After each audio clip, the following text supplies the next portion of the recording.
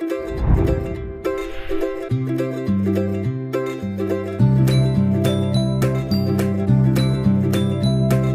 हिंद दोस्तों, आपका स्वागत है हमारे चैनल नेशन टॉक पर। और आज हम लेकर आए हैं भारत के पड़ोसी देश नेपाल से एक बहुत ही बड़ी खबर। तो चलिए शुरू करते हैं।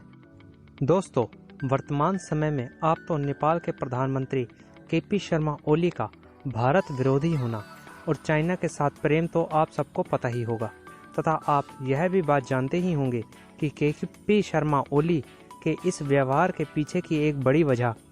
चीनी राजदूत हाओ यांकी रही हैं। इन्हीं के षड्यंत्र व छल कपट के कारण ही नेपाली पीएम केपी शर्मा ओली पूर्ण रूप से भारत विरोधी हो गए थे। आप सब तो जानते ही हैं कि आज़ादी के बाद से भारत और नेपाल के बीच के संबंध कितने मधुर रहे हैं, तथा भारत व नेपाल के बीच रोटी बेटी का रिश्ता पूरी तरीके से विख्यात था। तथा कुछ सालों पहले तक तो किसी ने यह सोचा तक नहीं होगा कि भारत और नेपाल के बीच की कड़वाहट इतनी ज़्यादा बढ़ जाएगी, क्योंकि मौजूदा समय में भारत और नेपाल दोनों के बॉर्डर पूरी तरीके से खुले हुए हैं, तथा दोनों देशों के नागरिक किसी भी देश में पूर्ण स्वतंत्रता के साथ आ जा सकते हैं और साथ ही काम भी कर सकते हैं। और यही नहीं, नेपाल के गोरखाओं को भारतीय सेना में भी भर्ती किया जाता है, तथा वह भारतीय सेना में अपनी सेवाएं भी देते हैं। वर्तमान समय में भारतीय सेना में लगभग 30,000 नेपाली सैनिक मौजूद हैं, जो भारत की गोरखा रेजिमेंट में अपनी सेवाएं देते हैं।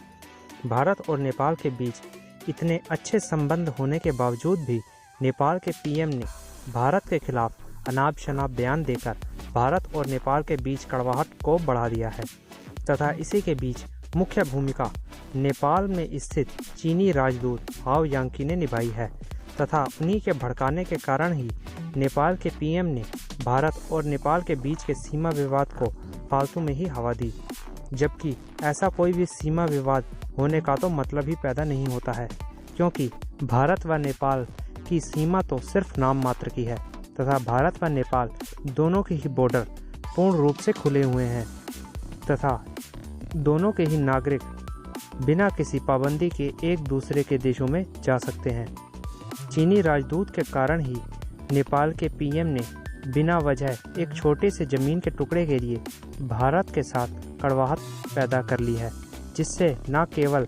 नेपाल के विपक्षी दलों ने केपी शर्मा ओली के भारत को लेकर इस व्यवहार पर सवाल उठाए हैं, बल्कि उनकी जनता ने भी उन पर चीनी राजदूत के साथ मिले होने का भी आरोप लगाया है, जिस वजह से केपी शर्मा ओली ने अपनी छवि को नेपाली जनता के बीच सुधारने के लिए उनकी सरकार द्वारा एक बहुत ही बड़ा फैसला लिया गया है, जिसमें नेपाल के विदेश मंत्रालय ने सभी विदेशी राजदूतों के लिए एक प्रोटोकॉल तैयार किया है, जिसमें मुख्य रूप से चीनी राजदूत हाओ यांकी को हानि पहुंचेगी,